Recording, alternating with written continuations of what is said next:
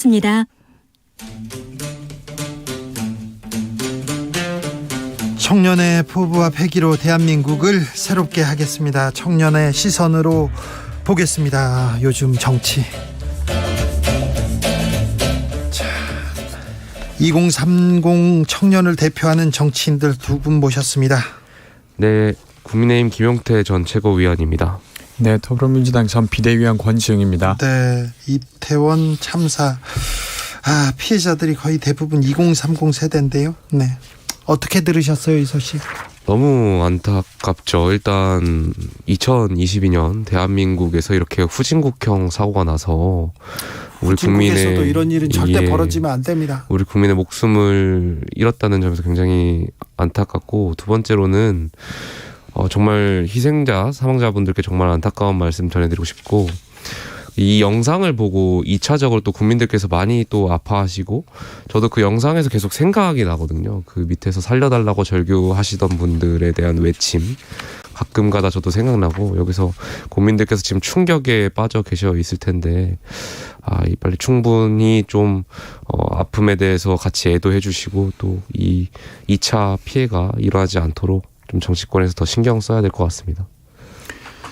저는 주말에는 뉴스로만 보다가 이제 평일날 사람들을 만나니까 구체적으로 이야기를 막 전해 듣게 되었어요. 뭐 예를 들면 거기서 살아남은 사람이 증언해 준 것이라든지, 아니면 중환자실에 지인이 있다는 이야기를 듣고 하니까 되게 그런 이야기를 들으면 되게 쉽게 눈시울이 좀 붉어지더라고요. 그리고 어쨌든 정치인으로서, 그리고 동료 시민으로서 되게 미안하다는 생각이 많이 듭니다.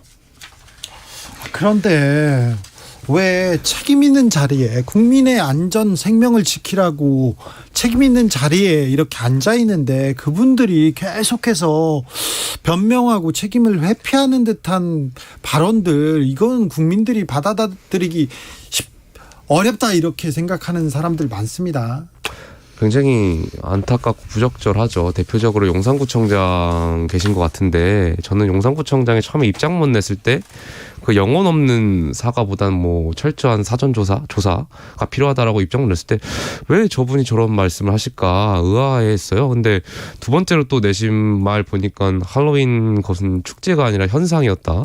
그게 무슨 말이에요? 그러니까 아무래도 법적인 책임을 피해가기 위한 거겠죠. 축제라고 인식이 되면 어쨌든 지자체의 책임 소재가 향후에 있을 거고, 그러한 부분을 피해가기 위한 발언이지 않을까에 대한 추측이 있는데, 글쎄요, 저는 단체장이잖아요. 그게 주체 없는 축제라고 계속 얘기는 하는데, 언론에서도 정부에서도 설사 그렇다 하더라도 관할 지자체고요.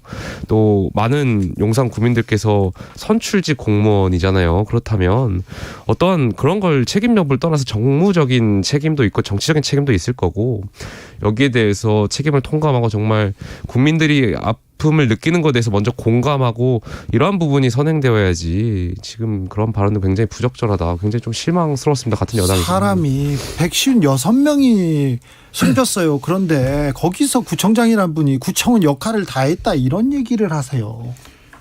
저는 이상민 장관과 용산구청장의 발언을 보면서 더 참담했습니다. 그러니까 지금 어쨌건 길을 걷다가 사람들이 돌아가신 거예요. 그리고 이건 아주 우연하게 발생한 불행한 일이 아니라 시스템이 부재했거나 아니면 시스템이 아주 엉망이어서 발생한 일이라고 밖에 볼 수 없는 것이죠. 만약에 시스템 때문이 아니라고 하면 우리는 늘 언제나 어디 번잡한 곳을 갈 때 내가 죽을 수도 있겠구나 라고 의심해야 되는 상황이 되는 거잖아요. 근데 그렇지 않은 사회를 우리는 살아왔다고 생각했고, 그러면 뭔가 시스템적인 문제라고 봤어야 되는 거죠. 근데 이 용산구청장과 이상민 장관의 발언에는 그런 식의 문제적 규정은 전혀 없어요. 그러니까 되려 자신에게 주어질 것 같은 어떤 책임을 회피하고자 하는 모습으로 일관하고 있다가 오늘에서 이상민 장관이 사과 비슷한 말을 했죠. 저는 공직자로서의 어떤 태도를 보면서 이게 지금 우리의 안전을 맡기고 있는 장관의 태도인가 너무 참담했고요. 그리고 정부에서 이 사건을 예를 들면 압사 참사가 아니라 사고로 명명하고 희생자가 아니라 사망자로 명명하라고 지침을 내렸어요. 물론 이제 진상이 규명된 다음에 다시 재규정될 수는 있어도 지금 이 상황을 어떻게 바라보느냐 저는 매우 중요하다고 생각합니다.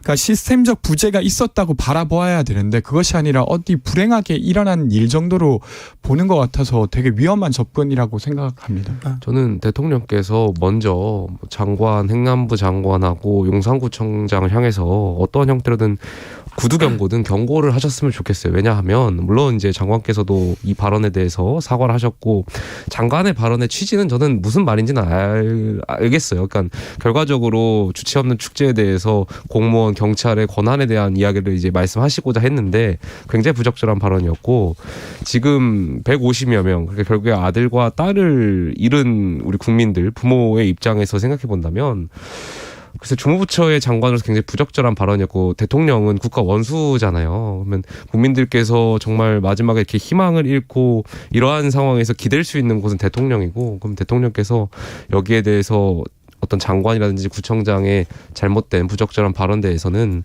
경고해 주셨으면 좋겠습니다. 여야 잘잘못을 따지는 건 아닌데 서영석 의원의 술자리 논란, 남영희 민주연구원 부원장의 글도 큰 논란이 됐습니다. 뭐 김문수 위원장 얘기도 있고요. 대체 정치권은 왜 이러는지 모르겠어요. 그러니까 사태의 심각성을 잘 공감하지 못한 것 같아요. 그러니까 누군가가 어디 이제 도심권에 갔다가 갑자기 죽었다는 소식을 전해 듣는다는 게 무엇인지 전혀 공감을 못한 것 같고요. 이상민 장관과 관련돼서 좀 저는 이야기 좀 더 드리고 싶은데 저는 아주 섣부르게 발언하셨다고 생각해요. 예를 들면 통상 인원보다 많이 안 왔던 걸로 알고 있다라는 발언이거나 사람이 죽었는데요. 근데 실제로 엄청 많이 왔죠. 그러니까 이태원역에 그 출입 등록을 된 걸 보면 코로나 이전보다도 30% 더 많았고 코로나 때보다는 거의 200%가 더 많은 상태였어요. 그러니까 사실관계와도 전혀 다르고 원래 투입하기로 했던 200명 가량의 경찰도 실제로 투입하지 않았잖아요. 게다가 저는 오늘 너무 충격적이었는데 사전 신고 그러니까 압사당할 것 같다. 큰일이 벌어질 것 같다. 그러니까 경찰이 통제해 주셔야 될 것 같다로 아주 구체적으로 증언하는 신고가 벌써 4시간 전부터 있었다는 거지 않습니까? 그런데 행안부 장관이 이것은 경찰력을 더 투입했어도 별반 다르지 않았을 걸로 보고받았다라고 공공연히 말을 했어요. 저는 매우 심각하게 뭔가 책임을 물어야 될 부분이라고 생각합니다. 뭐 저도 그런 부분에 있어서 장관의 발언이라 이런 태도가 굉장히 부적절했다는 말씀 드리고 싶고요. 그 말씀하신 대로 18시 34분인 경에 네.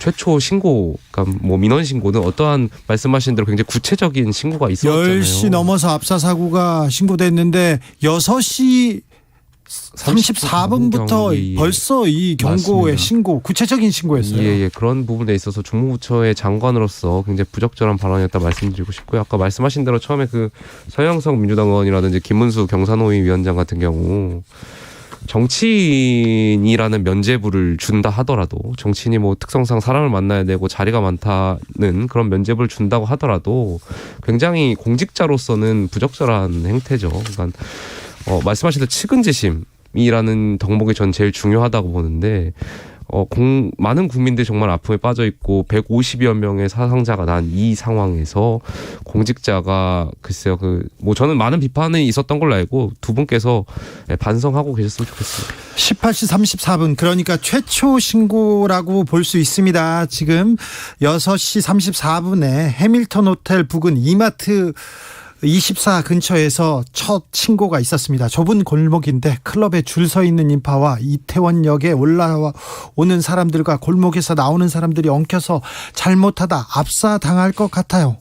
진입로에서 인원 통제 등 조치를 해주셔야 될 것 같아요. 이렇게 6시 34분에 이렇게 신고가 있었고요. 20시 09분에도 이렇게 신고가 났습니다. 이태원 사람들이 너무 많아서 넘어지고 다치고 하고 난리예요. 정리해 주세요. 이태원 3번 출구 맞은편입니다. 그 이후에도 할로윈 관련해서 사람들이 많이 몰려서 쓰러지고 그러면서 통제가 안 돼요. 압사당하고 있어요. 20시 53분에 이미 압사당하고 있어요. 아수라장입니다. 21시에는요 대형 사고 일부 직전이에요. 사람들이 밀리고 사고 우려돼요. 이렇게 얘기 나는데 이런 많은 신고가 있는데 왜 경찰은 손을 놓고 있었는지, 왜 통제를 하지 않았는지. 그러니까 방금 앵커께서 말씀해주신 그러한 신고가 그러니까 사고가 발생하기 이전에 11건이나 있었잖아요. 네. 그리고 그 증언들은 다 아주 구체적입니다. 그리고 아주 위험하다는 것을 분명하게 말하고 있었는데 왜 작동하지 않았는가를, 그러니까 그냥 단순히 이상민 장관에게 책임을 묻겠다 정도가 아니라 네. 어떤 게 작동하지 않았는가를 꼭 들여다봐야 될 것 같고, 어쨌건 죽은 사람이 왜 죽었는지를 모르면 산 사람도 아주 우연하게 그냥 살아있을 뿐이잖아요. 아, 그렇죠. 그 사람들이 잘못해서 죽은 게 아니에요. 그 골목에 있었을 뿐이에요. 우리는 운 좋게 그 골목에 없었던 거고요. 오토케님께서 지금은 정치적으로 연관 지을 게 아니라 모든 걸 접어두고 애도해야 할 시기입니다. 재발 방지 대책도 세워야 되고요. 책임지라는 소리는 누구에게 잘못을 떠넘기는 정치적 수단에 불과합니다. 이렇게 얘기하는데 추궁하면 안 됩니다. 추모만 해야 됩니다. 이런 목소리는 어떻게 또 봐야 될까요? 지금 또 이 문제를 또 정치적으로 해석해야 될까요? 뭐 당연히 지금은 추모의 시간이라는 말씀에 동의하고요. 다만 이 문제가 원인에 대해서 철저히 규명하고, 이 부분이 어떻게 말씀하신 대로 왜 18시 34분경에 그런 신고가 여러 건 있었음에도 불구하고 왜 작동을 하지 않았느냐에 대해서 저희가 반드시 어떤 책임 규명이나 사고 원인을 조사해야만, 조사해야죠. 이에 앞으로 이러한 사고가 방지되고 정말 이러한 정말 안타까운 사고가 없게 되지 않을까에 대한 생각이 있습니다. 네, 저도 동의합니다. 그러니까 예를 들면 근거가 미비한데 상대방을 공격하는 용도로 쓴다거나 이렇게 해서는 안 될 것 같고요. 네. 근데 그럼에도 불구하고 초기에 확인할 수 있는 것들은 지금 당연히 확인해야 된다고 생각합니다. 그리고 원인이 무엇인지 재발 방지 대책을 마련하기 위해서라도 그것에 대한 규명은 너무도 분명한 것이어서 그것을 하는 것 자체가 예를 들면 책임을 추궁하는 것을 과도하게 하지 않아야 된다는 것과는 구분돼야 된다고 생각합니다. 네. 젊은이들이, 꽃다운 젊은이들이 하늘의 별이 됐습니다. 왜 이런 일이 발생했는지 원인은 알아야죠. 그거는 당연한 건데, 아무튼 추궁이 먼저다, 추모가 문제다, 이걸 가지고 또 얘기를 합니다. 피해자가 아니라 사망자로 이렇게 기록해야 된다. 이 부분은 김용태 최고 어떻게 보세요? 뭐 그 부분에 있어서는 정부의 표현대로 어쨌든 뭐 사고자, 희생자 이런 부분에 있어서 전 지금 저희끼리도 또 지금 뭐 싸울 것이 아니라 이 부분에 있어서는 좀 먼저 추모하고, 말씀하신 대로 원인이 빨리 규명되어서 적절한 용어로 수정하거나 그런 일이 되었으면 좋겠습니다. 근데 저는 사실 희생자라고 표현을 했다가 나중에 그냥 이것은 진짜 불의의 그냥 사고였을 뿐이다라고 되면 그때 조정해도 된다고 생각해요. 근데 우리가 그냥 도심에서 갑자기 150명이나 죽는 일이 아주 그냥 우연하게 일어날 수 있는 일입니까? 아니죠. 아니잖아요. 네. 그러니까 어떤 시스템이 작동하지 않아서 이런 일이 벌어졌다는 건 너무 상식적인 접근이에요. 되려 지금 희생자가 아니라 사망자라고 부르자고 지침을 내리는 행위 자체가 이것을 얼마나 조금 회피하려고 하는가랑 연결될 가능성이 저는 더 높다고 생각합니다. 네. 그래서 부적절한 조치라고 생각합니다. 국가 애도 기간 동안은 출근길 문답을 하지 않겠다. 윤석열 대통령의 이렇게 방침은 어떻게 보십니까?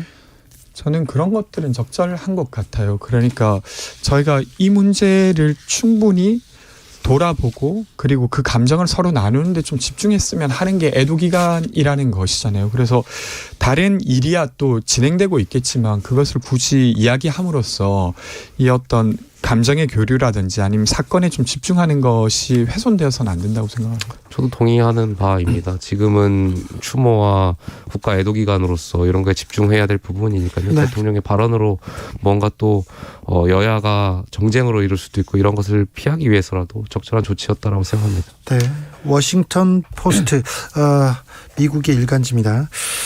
워싱턴 포스트에서 세계 최고의 비호감 리더에게 시험대가 될 것이다. 토요일 참사 어떻게 처리하느냐, 정치적 미래 여기에 달려있다, 이렇게 지적했는데 어떻게 될까요? 글쎄요, 뭐 일단은 이 부분에 있어서 정말 방지하기 위해서 일단 사고를 당하신 분들의 충분한 애도를 통해서 또 이 부분이 다시는 일어나지 않을 수 있도록 정부에서는 재발 방지 대책을 면밀히 네. 세워야겠죠. 더 안전한 나라를 만들려고 우리가 많은 노력해야 정치인들이 됩니다. 안전한 나라를 만들겠다고 약속하잖아요. 네. 예, 거기에 좀 집중해야 될 것 같습니다. 이 사고를 어떻게 다루느냐에 따라서 정치가 국민들에게 다시 신뢰받을 수 있게 될 수도 있고 아니면 더 외면받을 수도 있다고 생각합니다. 그 면에서 윤석열 대통령께서 좀 꼭 잘해주셨으면 하는 마음입니다. 네. 그리고 여당도 야당도 서로 탓하기보다는 또 뭐 다른 그 공격을 위한 공격보다는 이 사고 원인 그리고 앞으로는 이런 일이 벌어지지 않도록 이렇게 좀 노력했으면 하는 생각이 듭니다. 이게 정치가 왜 필요한지 이럴 때 조금 보여주셨으면 한다는 생각해 봅니다. 김용태, 권지웅, 김용태 두 분에게 들었습니다. 감사합니다.